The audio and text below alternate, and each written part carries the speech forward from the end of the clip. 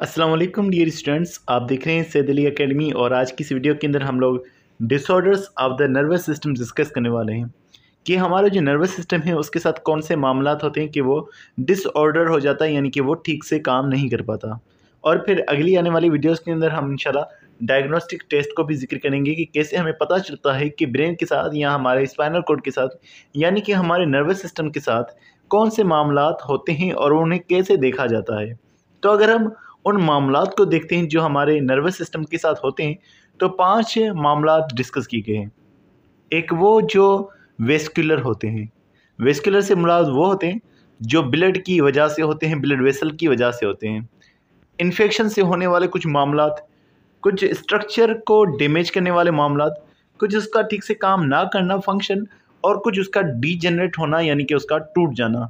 सबसे पहले अगर हम बात करेंगे vascular disorders of the CNS, central nervous system के वेस्कुलर डिसऑर्डर्स कौन से हैं। नर्वस सिस्टम में भी यहाँ सेंट्रल नर्वस सिस्टम यानी ब्रेन और स्पाइनल कॉर्ड की बात हो रही है। अगर हम सेंट्रल नर्वस सिस्टम की बात करेंगे तो लिखा हुआ है कि वेस्कुलर डिसऑर्डर्स जो हैं वो एबनॉर्मलिटी इन ब्लड सर्कुलेशन, यानी अगर ब्लड ठीक से गर्दिश नहीं कर पाता तो ये डिसऑर्डर्स हमारे पास वेस्कुलर डिसऑर्डर्स कहलवाते हैं। अब इसके अंदर 2 डिसऑर्डर्स डिस्कस किए गए हैं, एक है स्ट्रोक और दूसरा है हेमाटोमा। अब पहले स्ट्रोक को डिस्कस करते हैं, फिर हम हेमाटोमा को भी जिक्र करते हैं। स्ट्रोक की बात करेंगे तो लिखा हुआ है it is caused by an interference with blood supply to the brain. अगर ब्रेन तक ब्लड सप्लाई में कोई मामला आ रहा है, कोई रुकावट आ रही है, तब स्ट्रोक हो सकता है। लिखा हुआ है दे में occur when a blood vessels burst in the brain. अगर ब्लड वेसल जो ब्लड को लेकर जा रही है वो ब्रस्ट हो जाती है, वो टूट जाती है, तो ये होगा कि ब्लड बाहर निकलना शुरू हो जाएगा और उसके अलावा ब्लड की सप्लाई भी रुक सकती है। और उसके अलावा when blood flow in cerebral artery is blocked by blood clot. अगर जो ब्लड लेकर आ रही है ब्रेन के पास सेरिब्रल आर्टरी, अगर ये सेरिब्रल आर्टरी ब्लॉक हो जाती है, सेरिब्रल आर्टरी अगर ब्लॉक हो जाएगी यानी उसके अंदर कोई चीज़ आ गई है और उस चीज़ के आने की वजह से वो ब्लड को आगे नहीं लेकर जा पा रही, तब भी ये स्ट्रोक का मामला हो सकता है। तो बेसिकली इसका मामला इस तरह से कि ब्लड अगर ब्रेन के पास ठीक से नहीं जा पा रहा तो ये स्ट्रोक की बीमारी आ रही है। आगे हम इसके काजेज़ की बात करें तो काजेज़ का लिखा हुआ है हाइपरटेंशन यानी ब्लड प्रेशर का ज़्यादा हो जाना, स्मोकिंग हो गया, डायबिटीज़ मेलिटस हो गया, हाई अल्कोहल इंटेक हो गया और कोकीन का ज़्यादा इस्तेमाल। ये सारी चीज़ें जो हैं वजह बन जाती हैं स्ट्रोक की। अगर हम सिम्टम्स की बात करेंगे तो सिम्टम्स क्या है, इस सवाल से लिखा हुआ है the loss of blood flow to the brain, damage tissues within the brain. अगर ब्लड ठीक से नहीं जा पा रहा ब्रेन के पास, क्योंकि हमने डिस्कस किया ब्लड वेसल जो लेकर जा रही है ब्लड को वो डैमेज हो चुकी है, ब्लड नहीं पहुंच पा रहा या क्लॉट बन चुका है, रुकावट आ चुकी है, तब भी ब्लड नहीं जा पा रहा ब्रेन के पास। तो लिखा हुआ है symptoms of stroke show up in the body parts control by the damage area of the brain. अगर ब्रेन के किसी हिस्से तक ब्लड नहीं पहुंचा तो वो हिस्सा किसी ना किसी पार्ट को कंट्रोल करता है। तो जिस हिस्से को कंट्रोल करेगा, मिसाल अगर हमारी बाजू कंट्रोल हो रही है एक हिस्से की तरफ से तो वो हिस्सा काम नहीं कर पा रहा, तो हमारी बाजू जो है वो भी काम नहीं करेगी। उसके अलावा loss of balance and coordination हमें देखने को मिलेगा और सेवर एंड सडन हेडेक, बहुत ज़्यादा हमें अचानक से सरदर्द देखने को मिलेगा। पैरालिसिस भी हो सकती है, अगर हमारे ब्रेन के एक हिस्से में सेरिब्रल हेमिस्फीयर के पास ब्लड नहीं जा पा रहा तो वो एक दूसरे हिस्से को कंट्रोल कर रहा है, तो पूरा का पूरा वो पार्ट भी डैमेज हो सकता है। उसके अलावा वीकनेस इन आर्म में कमज़ोरी हो सकती है, फेस और लेग्स के अंदर भी हमें कमज़ोरी देखने को मिल सकती है। तो ये सारे मामलात स्ट्रोक की वजह से हो सकते हैं। अब ट्रीटमेंट की बात करें तो लिखा हुआ है stroke is a medical emergency. ये एक मेडिकल इमरजेंसी यानी इसका जल्द से जल्द इलाज किया जाए। आगे लिखा हुआ है immediate treatment can save lives. अगर जल्दी से इलाज होगा तभी ज़िंदगी को बचाया जा सकता है।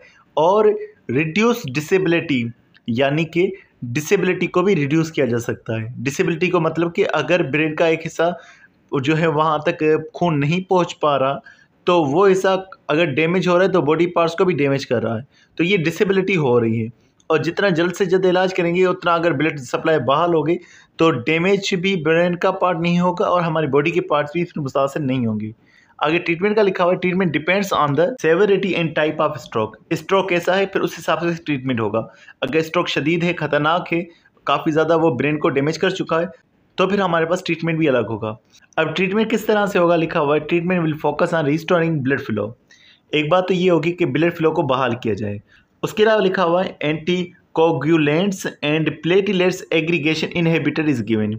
एंटी कोगुलेंट वो होते हैं जो कि ब्लड क्लॉटिंग को रोकते हैं, और उसके अलावा प्लेटलेट्स को जमा ना करे वो इनहिबिटर भी दिया जाएगा ताकि ब्लड क्लॉट ना हो सके। और ब्लड क्लॉट की वजह से भी ये मामला हो रहा है, तो इसलिए ब्लड क्लॉट को बनने से रोका जा रहा है।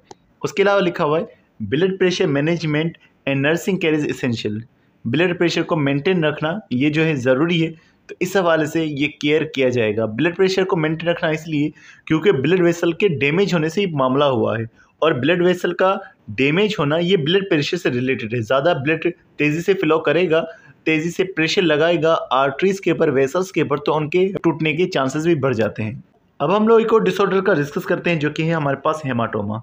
हेमाटोमा क्या है? लिखा हुआ है the massive accumulation of blood into the space between the brain and its outermost covering is called the hematoma। Brain और उसकी जो कवरिंग है, आउटर मोस्ट कवरिंग, यानी कि जो मेनिनजेस हैं, उन दोनों के दरमियान में अगर ब्लड अक्यूमुलेट हो रहा है तो इस कंडीशन को हम हेमाटोमा कह रहे हैं। बुक में आप देख रहे हैं यहाँ पर आपको ब्लड अक्यूमुलेटेड होता हुआ नज़र आ रहा है, तो इस कंडीशन को हम हेमाटोमा कह रहे हैं। और हेमाटोमा की वजह भी जो है हमारे पास हाइपरटेंशन है। लिखा हुआ है haematoma is cause due to hypertension. Symptoms की अगर हम बात करेंगे हेमाटोमा के कौन से सिम्टम्स होंगे, तो लिखा हुआ है haematoma symptoms include loss of consciousness, इंसान बेखबर हो जाएगा, उसे पता ही नहीं चलेगा।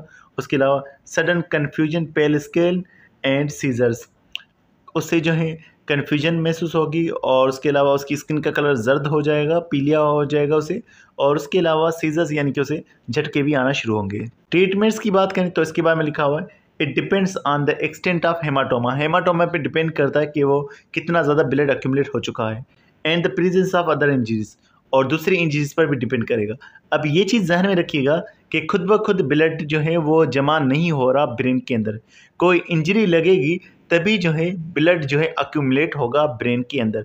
तो इसका बेसिकली ताल्लुक इंजरी के साथ है, ब्रेन को यानी कि स्कल को चोट लगने के साथ इसका ताल्लुक है, क्योंकि स्कल को चोट लगेगी तो बाकी हिस्सों को भी ब्रेन के अंदर भी चोट लगेगी, जिस वजह से ब्लड वेसल डैमेज होंगी और फिर ब्लड अक्यूमुलेट होगा ब्रेन के अंदर। मज़ीद लिखा हुआ है depending on the severity of the injury management में include surgery to drain blood and remove the blood clot.